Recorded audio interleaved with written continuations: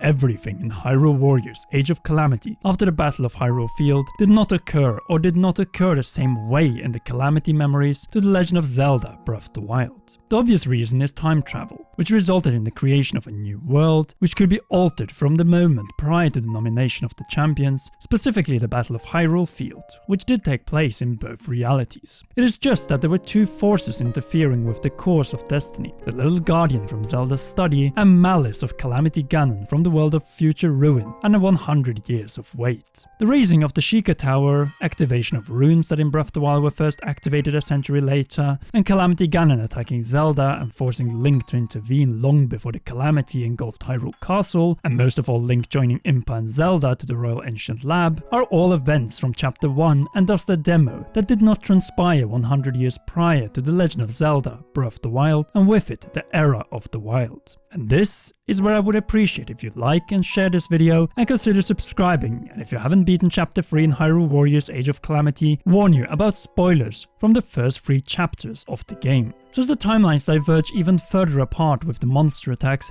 headed by the corrupted guardian of the new reality of the Zora, Goron and Rito tribe. The culprit behind the attacks when Link, Zelda and Impa were heading to receive the approval for the champion candidate. Even so, this is not revealed until Revali explains why he attacked Link and the companion guardian, as an identical guardian but evil had brought monsters to his lands. In other words, the same guardian as the time-traveling one, but from this new reality which was possessed by the time-traveling Ganon. Yes, and if that wasn't enough, this possessed guardian had allied with Asta, the main voiced villain in Hyrule Warriors Age of Calamity. He in turn convinced Master Koga to disguise himself as Gerudo Chief Urbosa to assassinate Princess Zelda while the Gerudo Chief was away. And this is the theme of Chapter 2 and partially Chapter 3, Calamity Ganon's attempt to prevent the champions from becoming champions and assassinating Princess Zelda before she awakens her sealing power. Remember, the time-traveling or reality-traveling Malice, Ganon, already knew that the princess had awoken her true power and followed the activated Guardian when it failed to destroy it to the new world the Guardian had created.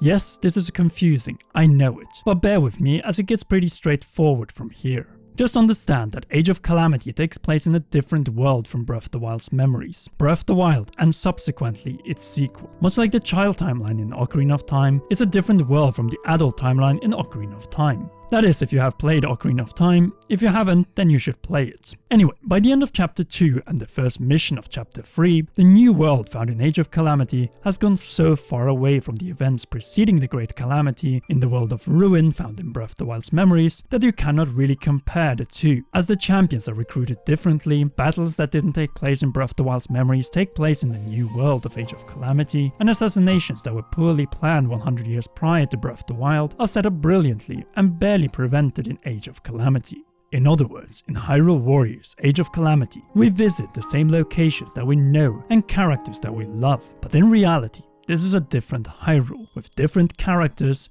that we meet for the first time. They have the same past up to the point of the Battle of Hyrule Field, but are still two different worlds with different characters from the Link found in Breath of the Wild. Yes, in Age of Calamity, we're not playing as the exact same Link as in Breath of the Wild. Thus, we also pull the Master Sword differently than what was the case 100 years prior to Breath of the Wild. In Age of Calamity, we're forced together with Zelda, Impa, the champions, and eventually Hestu to clear out the monsters surrounding Lost Woods, and within the woods, carve a path to Korok Forest and the Master Sword. These monsters had overrun the forest after the Guardian possessed by Calamity Ganon had summoned those monsters there, just like what was the case with the attacks on the Zora, Goron and Rito tribes. Naturally, this didn't happen when Link pulled the Master Sword to become the Hylian champion and the appointed knight to the princess 100 years prior to Breath of the Wild. First of all, through the Champions Ballot, we know that Zelda was on her own with the Protection Forces when recruiting the Zora, Goron, Rito and Gerudo champions to pilot the divine beasts in the world of ruin. Secondly, Link was still with his knight colleagues at their quarters in Hyrule Castle and first left them after pulling the Master Sword. By being accepted as the Sword's Master, he was brought back to the castle,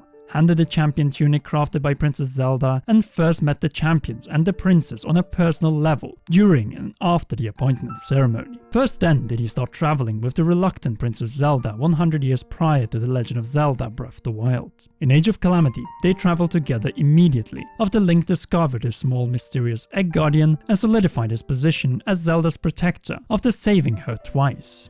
first from a corrupted guardian and then from Master Suga. These 3 events, and the most badass Master Sword pull in the Zelda series, brought Link and Zelda together in Hyrule Warriors Age of Calamity. Well, that and Link pulling the Master Sword, which first worried and made Zelda jealous of Link's growth, but was then comforted by Urbosa. A simple act from Urbosa made Zelda care for Link instead of loathing him, as she witnessed his brilliance firsthand. By the time Link put on the champion tunic, Zelda was already proud and thankful to Link, and glad that he was the Hylian champion. In Breath of the Wild's memories, the unknown Link pulling the Master Sword greatly angered the princess, when she, the blood of the goddess, could not unlock her dormant power. Thus, Zelda did not like spending her time with Link, and was even mad at him for following her like an extended hand of her father, King Rome. This is definitely not the case in Age of Calamity, despite Link's great respect for his king. In the world of Ruin, Zelda had no real respect for Link until she was cornered by Yiga foot soldiers in Gerudo Desert, and he sliced down the one who lifted his sickle on Zelda. From that point on, they grew closer and closer, and he protected her from greater and greater waves of monsters. Waves that were present already in Chapter 2 in Age of Calamity. That was actually quite an interesting way of going through chapters 1, 2 and parts of 3 in Age of Calamity, and explaining the key differences between the 2 worlds from the perspective of 2 identical characters, but which are different Links and Zeldas. Needless to say, from this point onward, things divert further and further away, and though the Calamity still happens in Age of Calamity, then it is very different from the straight apocalypse and downfall of Hyrule that King Rome spoke of, and what the memory cutscenes portrayed. Locations that were first visited 100 years later, like the Yiga clan hideout, are visited 100 years prior in the world of Age of Calamity, and that marks for a massive difference. Also, don't get me started on the divine beasts, which we know so little to no action apart from training until their pilots were ambushed by the Blights in the world of Ruin. In Age of Calamity, we see them in action already in chapter 2 and 3, destroying waves of monsters. Something that was definitely not the case in Breath of the Wild's memories, where the divine beasts were particularly used for movement and no warfare until the Calamity rose its head and the champions hurried to the divine beasts from Necluda. Everyone was taken by surprise by the Calamity, as Zelda and the champions were still out exploring. Nobody had any clue when Ganon would strike, and naturally he selected a moment when Link and Zelda were not in the castle, and the champions were provinces away from their divine beasts. It was the perfect moment to strike. It took hours for the champions to reach the divine beasts and left them exhausted when the Blights hit them. In other words, they stood absolutely no chance. Without the divine beasts, there was no way to stop the corrupted guardians, which was another surprise for the Hylians and the Sheikah. With it, 90% of the Hylian settlements perished to conclude Zelda's 17th birthday. A very terrible birthday to say the least, losing your father, friends, champions, and nearly Link. The little time-traveling guardian revealed the defeat and ruins in the world of Ruin, and the mindset of everyone was changed after a revelation in the Royal Ancient Lab. King Rome realized that they were on path to ruin, and thus he allowed Zelda to continue her research until it became urgent to unlock her power. This was definitely not the case in the world of Ruin, where the king confronted Zelda directly and had clearly enough of Zelda's Sheikah experiments instead of focusing her time on unlocking her dormant power. He was literally sick of the excuses, and his daughter running away from her duty. And to avoid spoiling how things ended during the Calamity in Age of Calamity, which you can also check out in the Age of Calamity movie that we have uploaded, we will conclude this video by going over what really is different between the 2 worlds found in the Breath of the Wild universe.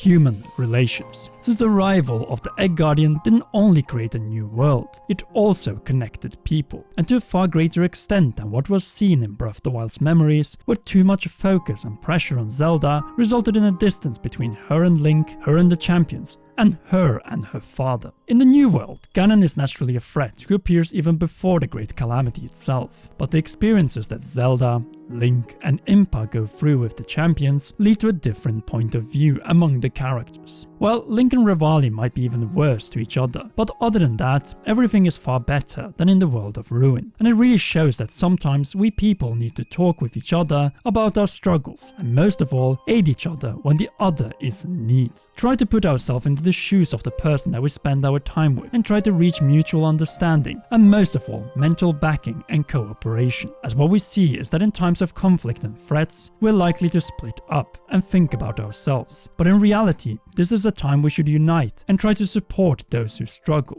The failure 100 years prior to Breath of the Wild was that everyone was too busy fulfilling their own duty, without realizing that A, without Zelda's power, this war was already lost, and B, she needed mental support in any way she could get it. Protecting her life was crucial, yes, but putting her mind at ease and allowing it to progress on its own was crucial for Zelda to find out her love for Link, and thus the key to unlocking her dormant power. And that is why Hyrule Warriors Age of Calamity is not Breath of the Wild's prequel, as people are better and far more understanding and willing to help when others help them. Maybe there is something to the phrase treat your closest as you want them to treat you. Well, I'm getting more experience on the battlefield in this new world created by Eggboy, which obviously didn't change anything 100 years ago or in Breath of the Wild, but might impact the future of the Zelda franchise. I hope you liked our first topical video post the launch of Hyrule Warriors Age of Calamity, and leave a like plus share it so more people can see it. If you can't wait for more videos like this one, then if you haven't already, press that red subscribe button and turn it grey, and press the notification bell and again for all notifications. A big thanks goes to all our great patrons on patreon.com/commonrealm, and in particular royal producer Charles Shash. You are the best. And please enjoy one or both of these two awesome videos.